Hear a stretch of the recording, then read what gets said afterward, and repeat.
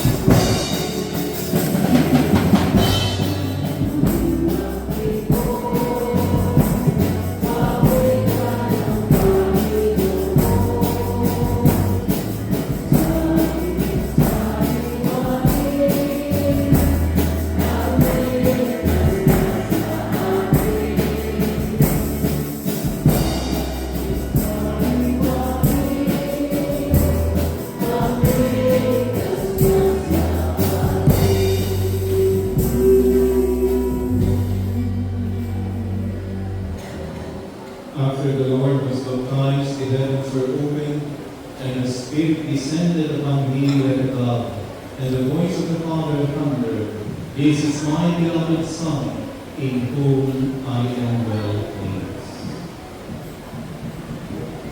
Blessed is the kingdom of the Father, and of the Son, and of the Holy Spirit, now and ever, to the ages of ages.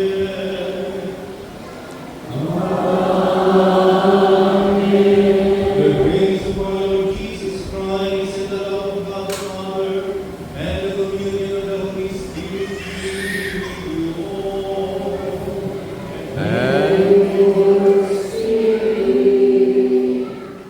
My dear brothers and sisters, today we celebrate the feast of the Lord's baptism.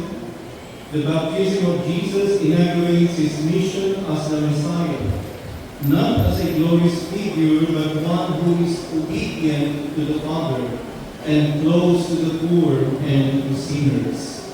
Today's feast reminds us of our own baptism, which entails dying to our own sinful ways and to rise up as beloved children of the Father.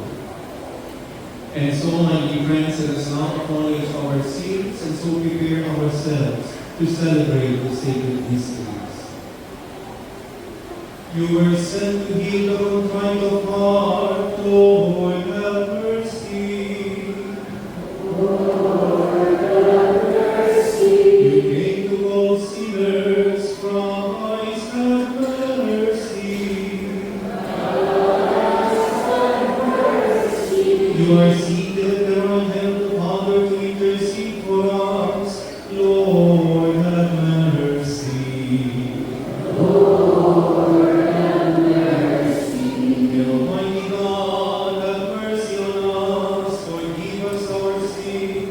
and bring us into everlasting life.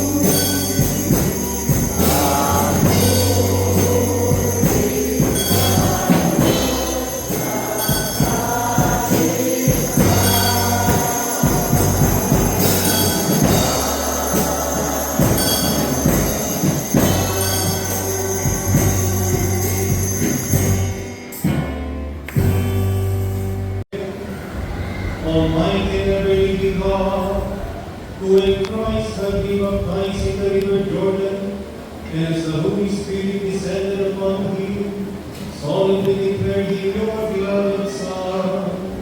Grant that your children by adoption, reborn of water and the Holy Spirit, may always be well-pleasing to you, through our Lord Jesus Christ, your Son, who lives and reigns with you in the unity of the Holy Spirit, one God, forever and ever. Amen.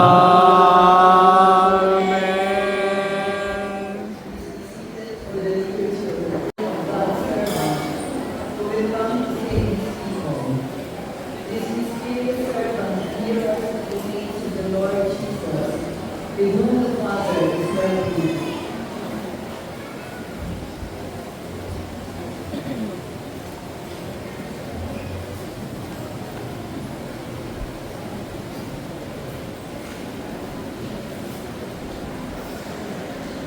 Unang pagbasa. Pagbasa mula sa aklat ng Propeta Isaías. Sinasabi ng Panginoon, ito ang lingkod ko na aking itataas, na aking pinili at pinalulugan.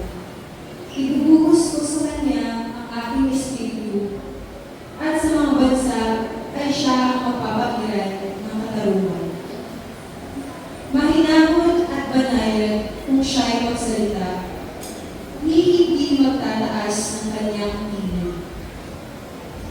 Ang marupok na tamboy, hindi babalikin, ilaw na andak-andak, di niya papatayin, at ang katarungan ang pag-iiranin. Di siya mawawalan ng pag-asa, ni masisiraan ng loob. Paghaharian niya ang katarungan sa idaigdig. Ang mga bansa sa malayo ay buong pananabik na maghihintay sa kanyang mga turo. Ako, Panginoon, tumawag sa iyo. Binigyan kita ng kapangyarihan upang pairali ang katarungan sa daigdig. Sa pamamagitan mo ay gagawa ako ng pakikipagtipan sa lahat ng tao at magdadala ng liwanag sa lahat ng bansa. Ikaw ang magpapatilan sa mga bulag at magpapalaya sa mga binanggo ng kadiliman.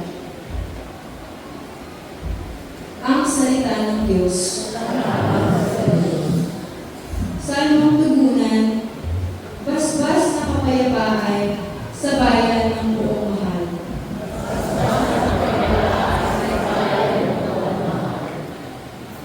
Purihin ang Panginoon ninyo'y banal na nilalang, pagkat siya ay dakila at marangal sa kanyang ngalan. Ang poon ay kahilain, purihin ang Diyos na banal. Yumuko ang bawat isa kapag siya ay lumatag.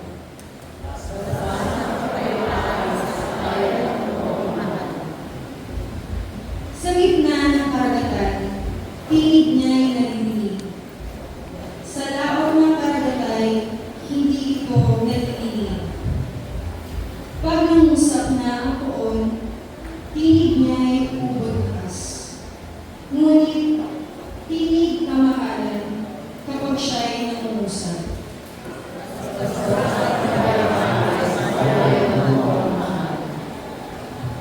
Ang tinig ng dakilang Diyos parang tulog na malakas.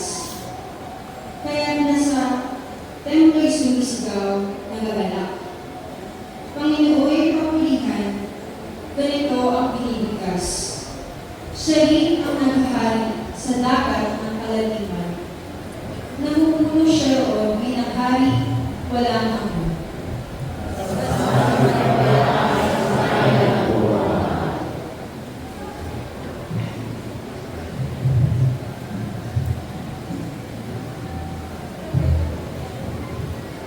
Peter explains to the pagan Cornelius and his household that God has brought salvation to Jews and pagans alike. Dalawang pagbasa.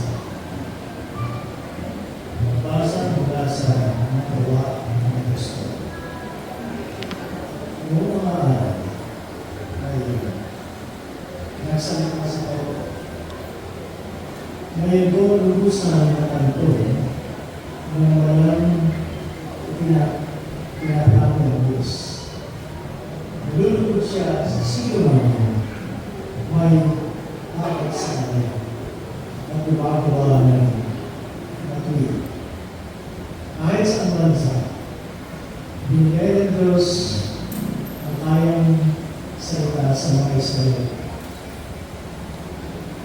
Sa kanila siya, sa kanila niya pinahalawan ang mabuting balita tungkol sa pakikipagsundo sa pamamagitan ng Yesu Cristo. Ngunit siya'y Panginoon ng lahat. Alamin mo ang nangyari sa buong Judea na nagsimula sa Galilea. Nalaman si Juan tungkol sa nangyari. Ang sinasabi ay tungkol kay Jesus na taga-Nazaret. Pinagkaloob sa kanya ng Diyos ng Espiritu Santo at ang kapangyarihan bilang katunayan na siya nga ang hiningan sapagkat sumasakadya ng Diyos. Saan man siya kumakaroon ay makuha siya ng kabulihan at nagpapagaling sa lahat ng pinahihirapan ng Diyos. Ang salita ng Diyos. Please all rise. Hallelujah,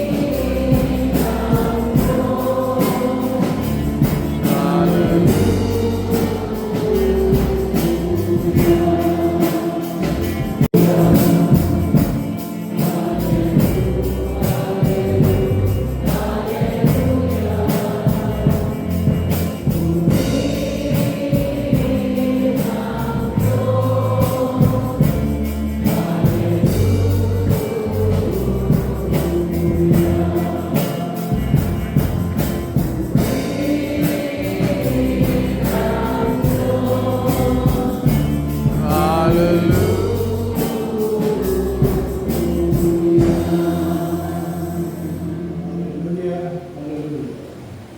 Nagsalita ang Diyos Ama. Ang anak ko sa isinta ay narito. Dinggin mo siya. Hallelujah, hallelujah.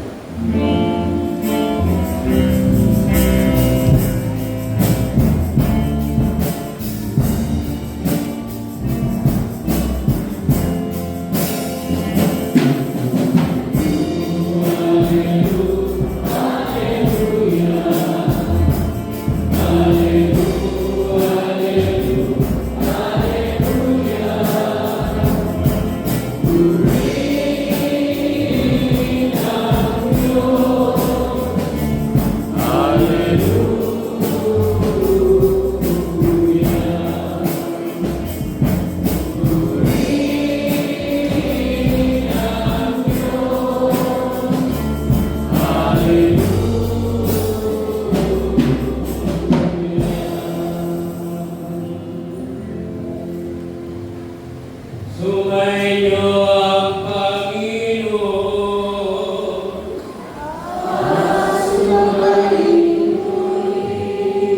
Ang mabuting balita ng Panginoon ayon kay San Mateo.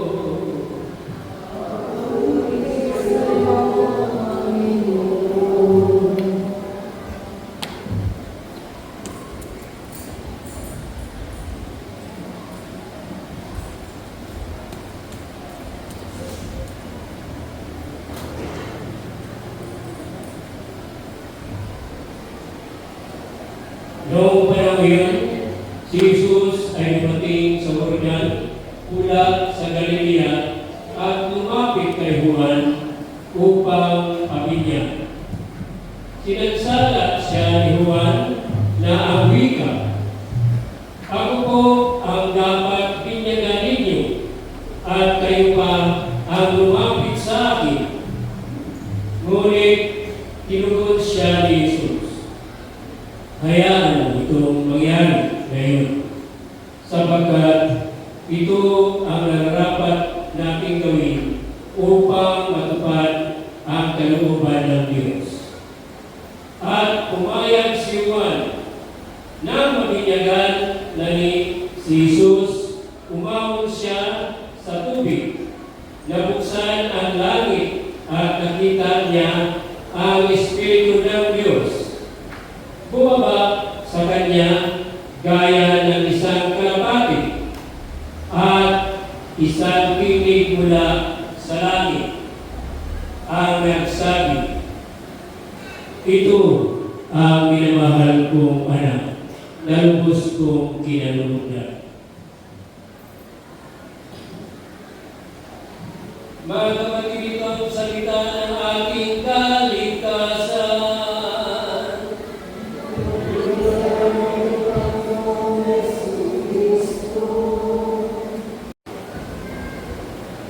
Sa aming mga kapwa-pastol at mga nanay dito sa luglugan ng San Antonio, Libusan, si Father Francis, si Father Nino, sa lahat ng mga deboto na ngunay po nagkagaling pa sa iba't lugar sa buong bansa at sa buong mundo na dahil po sa three roads or one mass through the Islamic Mass, our greetings to the Philippines. Magandang hapon po sa inyo lahat. Magandang hapon po. Sabihin po sa katabi mo, salamat, narito ka. Salamat, narito ka. Sana narito ka pa rin sa susunod na taon. Sa susunod na taon. Happy Fiesta, everyone. Sige, lagay natin sa konteksto ang ating selebrasyon. Our introduction has foretold us that today is also the feast of the baptism of the Lord. Sikapin natin ni Father Francis ito malagyan ng kunting reflection without undermining also our great devotion to the infant Jesus, kay Nonoy po.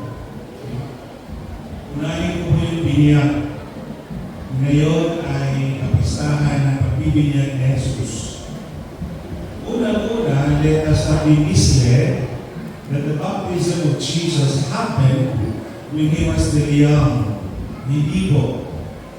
Ang pagbibinyag po ni Jesus o ang pagpabinyag ni Jesus kay San Juan Bautista happened probably about when he was already 30 years old at the start of his public ministry. Okay? Magandang ilagay doon yung ating pag-unawa na nagsimula si Jesus sa kanyang almost 3 years of public ministry at the age of 30 right after he was baptized by John in the river Jordan. Okay? Pagkatapos ng niya, inako ni Jesus ang kanyang papel at nangaral, gumagawa ng kababalaghan, naglilingkod, nagpapastol sa mga nakapaligid sa kanya sa kanyang panahon. Okay? This will bring us into also embracing our call. We are all baptized Christians, and we know that most of us probably were baptized when we were still young, but it does not diminish our call to respond, to answer, and to also serve in our times like what Jesus has called His disciples to do.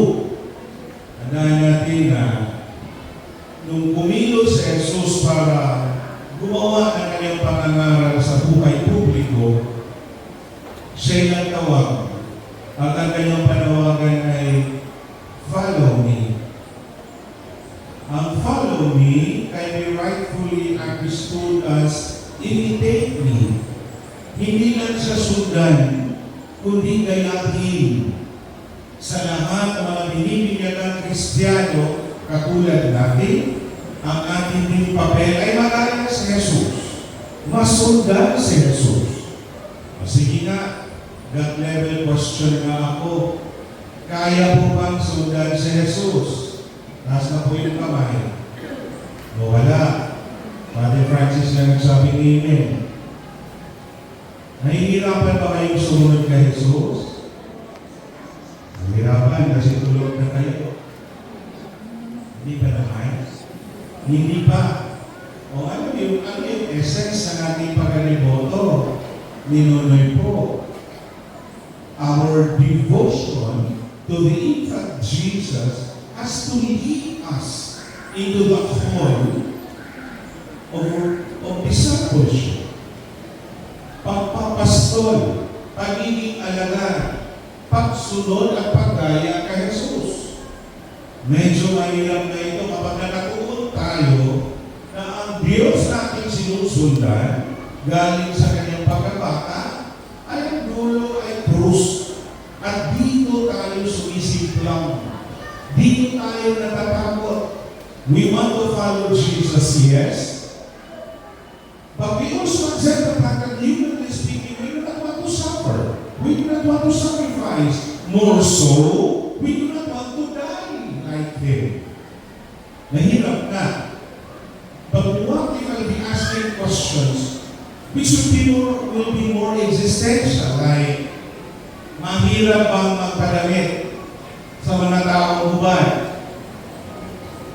Mahirap bang magpakain sa mga taong gutom? Magpainom sa mga nakuhaw? Mahirap bang makinig sa mga hinaing ng ating kapwa na maaaring sinusubukan sa buhay? Mahirap ba yun? Di ba mahirap naman? Is it difficult to tap each other's shoulders by saying, how are you? Nandito lang ako. Gaano kabigat ang iyong pinagdadaanan?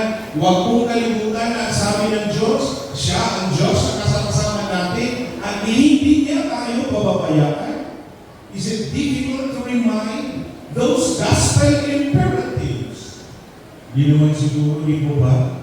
Mahirap ang isingin yung katabi mo ngayon na inaantok na. Mahirap hindi. Ang tabihin mo na. Huwag ka na matulog. Sayang yung panahon mo. Oo, madaling araw kayo umalis sa inyo, tapos pagdating dito, matulog lang kayo. Ay sayang. Sayang. Okay. Which will lead me into now the perspective for which Jesus submitted Himself into baptism. Kailangan niya po ba magpamilya? In fact, Saint John was reluctant. Reluctant si Juan na binyagan siya. Dahil alam ni Juan, di mo kailangan Panginoon. Diyos ka, wala kang kasalanan. Kami, tayo, ang epekto ng binyag ay pagpunas, pag-alis sa mga minana nating kasalanan. But for Jesus was sinless, He doesn't have to submit to baptism. I have read a comment na medyo na-touch ako at ito i-share ko sa inyo. That Jesus' baptism marks or commenced His call to answer and provide the needs of the people during His time. Yung mga pagawa ng kababalaghan, pagpangakad sa mga pilay, pagpapalik ng paningin sa mga bulaw, lahat ng mga kababalaghan na yun, sabi ng isang commentator, I appreciated, sabi niya, those were not purely, extremely miraculous, but they were profoundly restorative. Ang ganda. Explain ko lang konti. Ang mga kababalaghan na ginawa ni Jesus, yung sining na galaw at kilos na parang kaya niyang gawin dahil Diyos siya, and that effectively implied na si Jesus na lang pwedeng gumawa nun. Dahil siya lang ang Diyos at tayo hindi. That was not the whole intention of the miracles that Jesus has performed. It was not so much a show of His power with arrogance, telling the people during His time na maniwala kayo sa akin. Meron akong super tower, at ako lang ang makagawa nito. Hindi yun ang bigay ng pagkakataon ni Jesus upang yumaman. Malamang hiwalay sa ating panahon. Dahil ang mga tao sa ating panahon na nag-iisip na sila pinagbibigyan ng pagkakataon at kapangyarihan ng mamuno ay yumabang. Nakalimutan na ang lahat ng meron sila, including the privilege of being able to serve, ay nananatili at humindok sa kanilang mga sarili. Kaya, ang gulo natin. Ang gulo natin. Lahat, umaktong mga pangyarihan, at akala nila sila na ang Diyos. For Jesus, ang paggawa ng kabutihan at kababalaghan sa mga tao kanyang nabigyan nito ay pagpapalaya rin sa kanilang kalagayan na sila'y naipit sa kakulangan ng pagkakapos. If you are sick, if you have gone into serious illness like me, you have no recourse but to look for somebody who is more powerful than you. At ito ang gustong tugunan ni Jesus. Jesus wanted the people to realize na ang Diyos sa kasaysayan na nangangakong hindi ko kayo papabayaan ay narito na at narito pa rin at habang buhay, narito ang Diyos. Buhay ang Diyos. Huwag kayong matakot masaktan. Huwag kayong matakot kakapusin. Huwag kayong matakot dumaan sa mabigat na pagsubok. Hindi ko kayo pababayaan. Sasamahan ko kayo. And that is precisely the point of that author.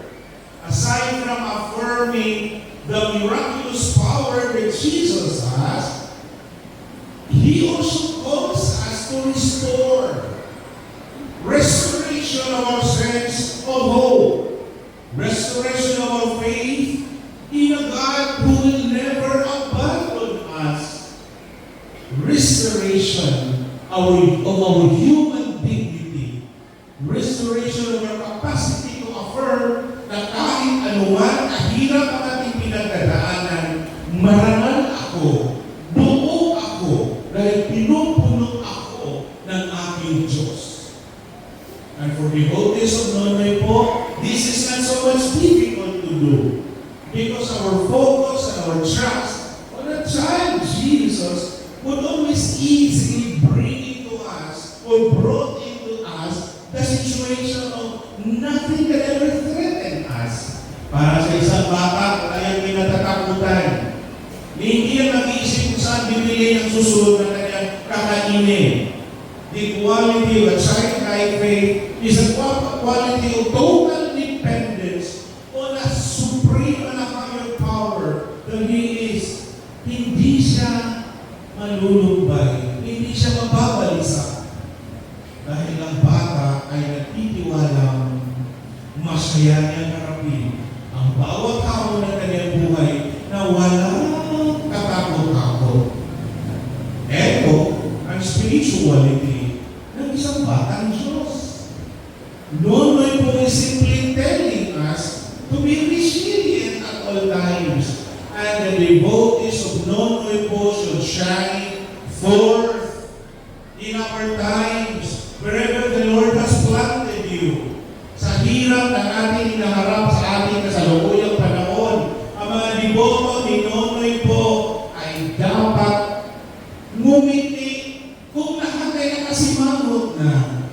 Ang deboto ni Nonoy po ay dapat nakatawa kung lahat ay umiiyak na. Ang mga deboto na ni Nonoy po ay dapat tumiti nang may pag-asang harapin ang bukas kung ang lahat ay nawawalan na ng pag-asa. This is the spirituality of the infant Jesus. My last point. Sino po ba sa atin ang natatakot sa isang bata?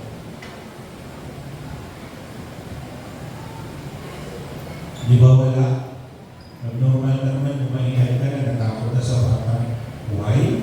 Because the child is never and can never be a source of threats.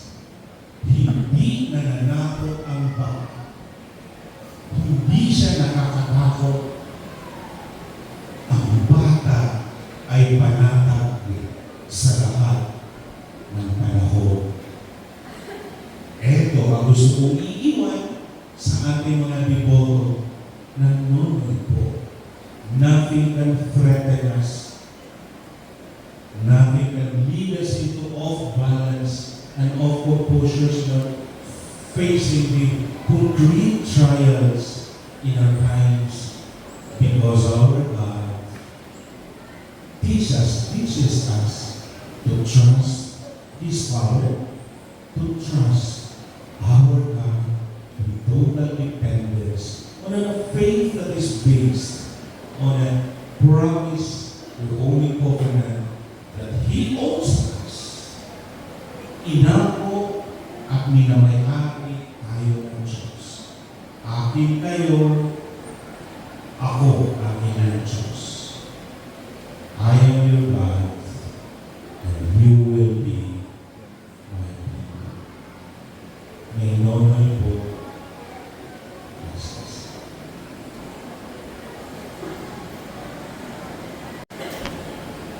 Sumasampalataya po sa Diyos sa mga kapangyarihan sa lahat na may gawa ng langit at lupa. Sumasampalataya po kay Kristo, isang anak ng Diyos, Panginoon natin lahat, na katawang tao, siya anak ng Espiritu Santo, ipinanganak ni Santa Maria Virgen, pinagkasakit ni Poncio Pilato, ipinatong sa krus, namatay, inilibing, nanapog sa diarunan ng mga yumao, na ikatlong araw, nabuhay ng muli, makyat sa langit, nalulungkot sa kanan ng Diyos, amang makapangyarihan sa lahat.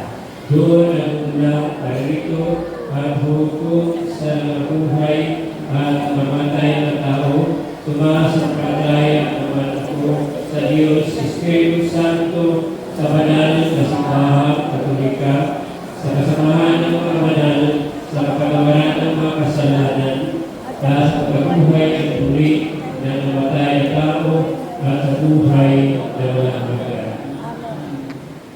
Buhay, digig mo kami.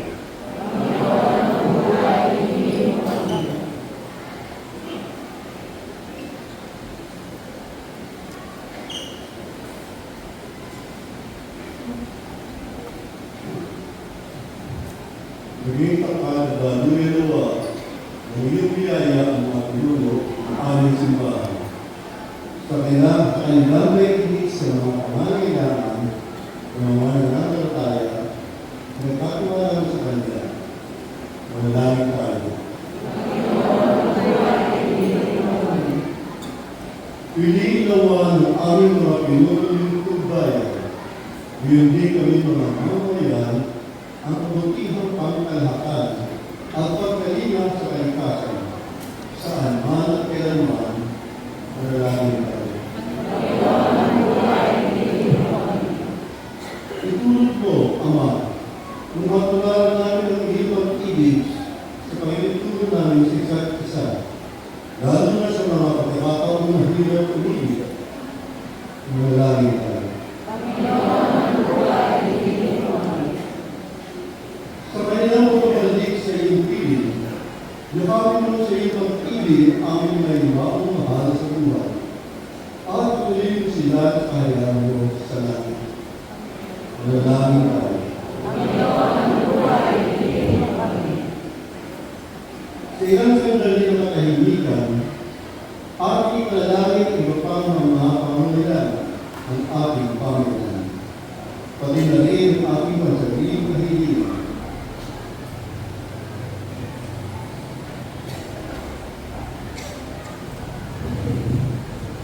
Manalangin tayo.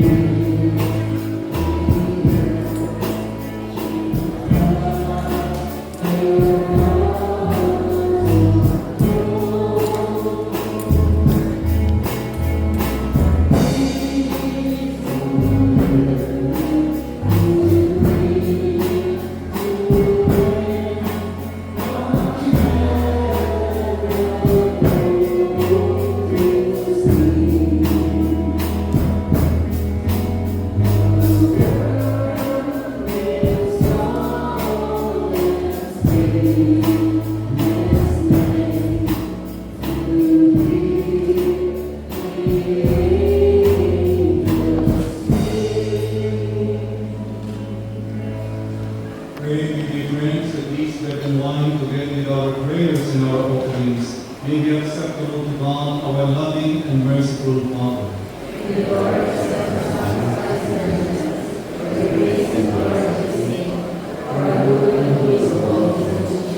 Accept, O Lord, the offerings we have brought to honor the revealing of your beloved Son, so that the oblation of your faithful may be transformed into the sacrifice of Him who will, in His compassion, to wash away the sins of the world, He who lives and reigns forever and ever.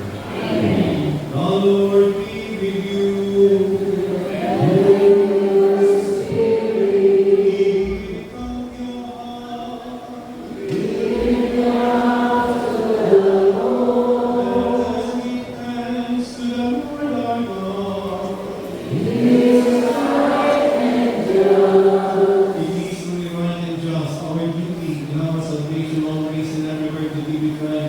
Lord, Holy Father, Almighty and eternal God, for in the waters of the Jordan you revealed with signs and wonders a new baptism, so that through the voice that came down from heaven, we might come to believe your word dwelling among us, and by the Spirit's descending in the likeness of a dove, we might know that Christ, your servant, has been anointed with the oil of gladness, and sent to bring the good news to the poor. And so, in the powers of heaven, we worship you constantly on earth, and before your majesty without end we acclaim.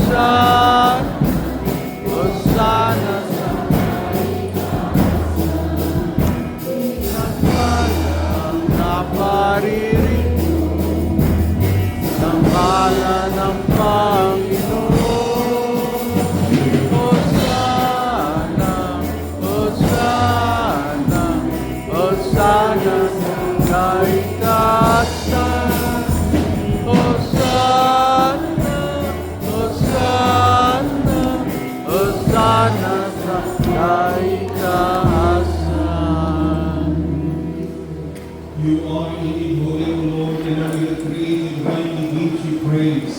For through your Son, our Lord Jesus Christ, and by the power and working of the Holy Spirit, you give life to all things and make them holy, and you never cease to gather the people to yourself, so that from the rising of the sun to its setting of your sacrifice may be offered to your holy name. Therefore, Lord, we humbly implore you by the same Spirit, graciously raise forward your people brought to you for consecration, that they may become for us the body and the blood of your Son, our Lord Jesus Christ, at whose command we celebrate these mysteries. For on the night he was betrayed, he himself took bread, and giving you thanks, he said a blessing. He broke the bread, and he gave it to his disciples, saying, "Take this, all of you, and eat of it, for this is my body, which will be given up for you."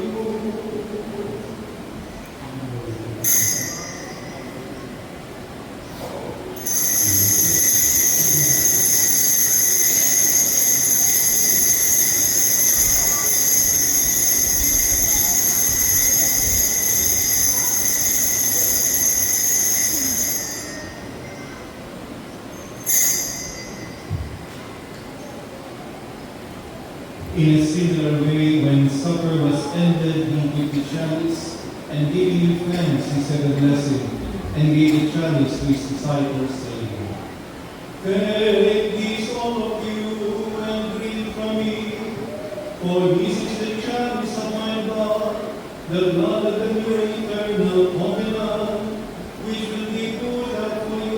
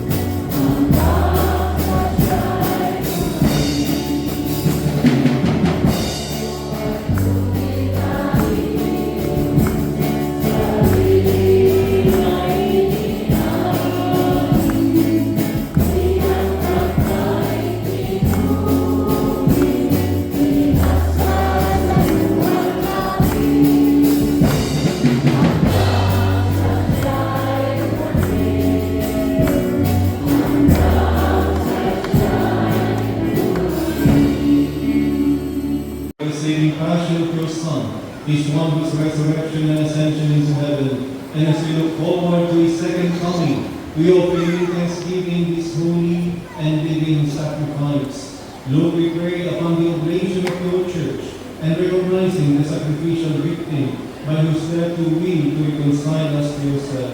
Grant that we are acknowledged by the body and blood of your Son, and filled with his Holy Spirit, may become one body, one spirit in Christ.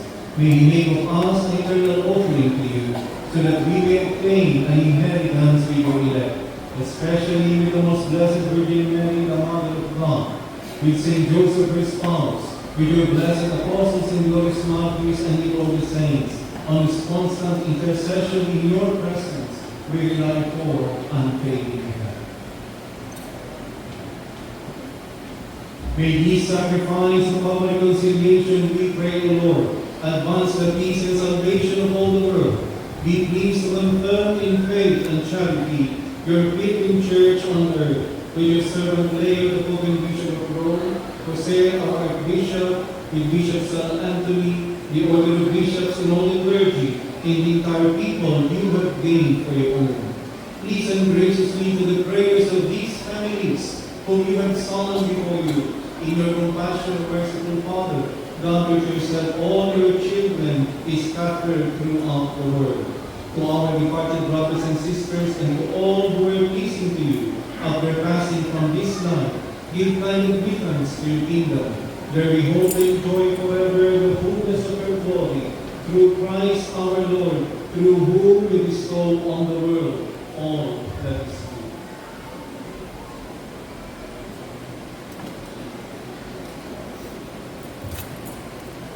Through him and with him and in him, O God, Almighty Father, in the unity of the Holy Spirit, all glory and honor is yours forever and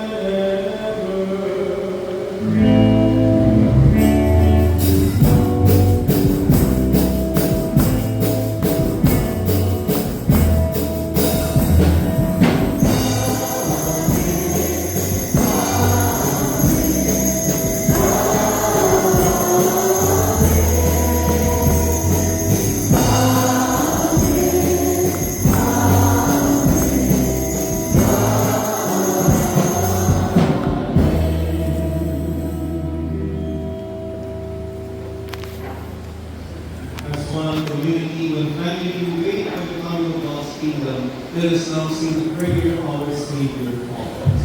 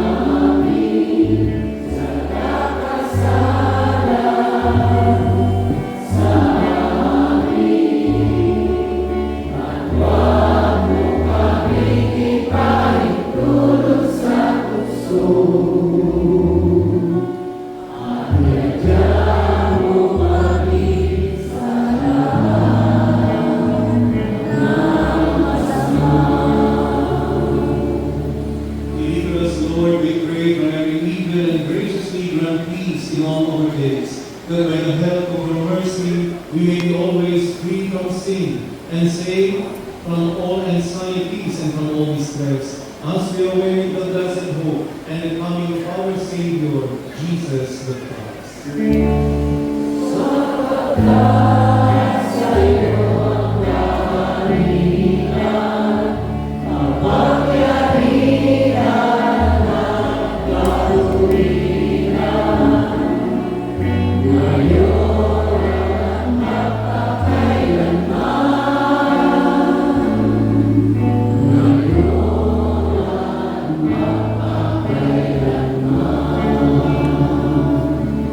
Lord Jesus Christ, who said to your apostles, "Peace I give you, my peace I give you." Look not on our sins, but on the faith of your church, and graciously grant her peace and unity in accordance with your will. He who lives and reigns forever and ever. Amen. The peace of the Lord Jesus Christ be with you always. Let us over to one another and bless each other in the peace of Jesus.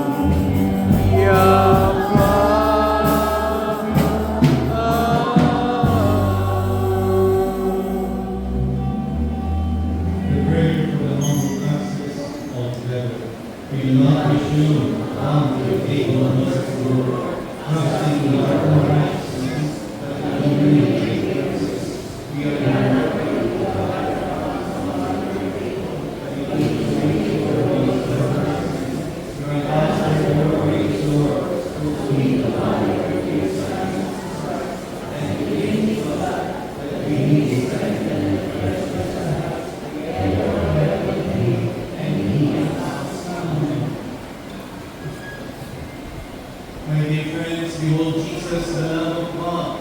Behold Him who takes away the sins of the world. Blessed are those who are invited to receive Him in the wedding supper of the Lamb.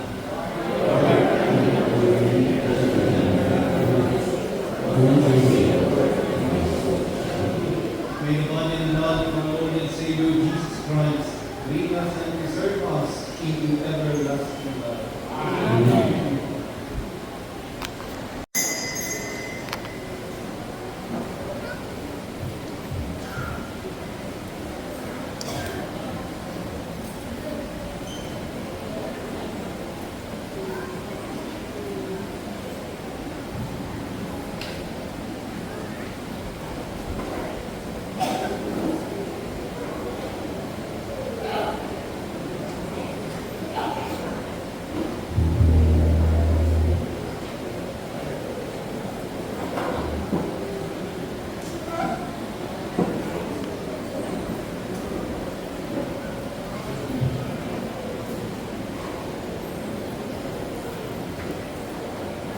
May the fear of God, praise the Lord, let us draw near to the table of prayer.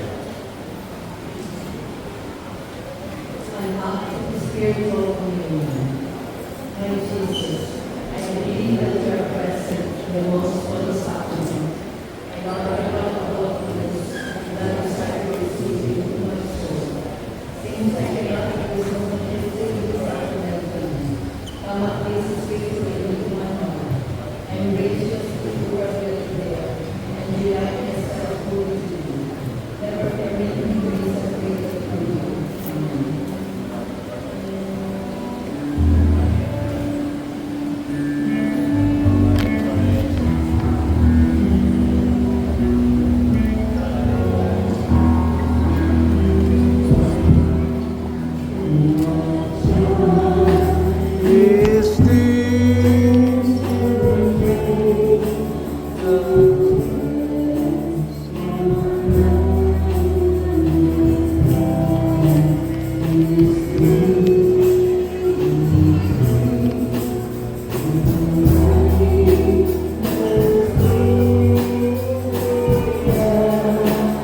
Amen.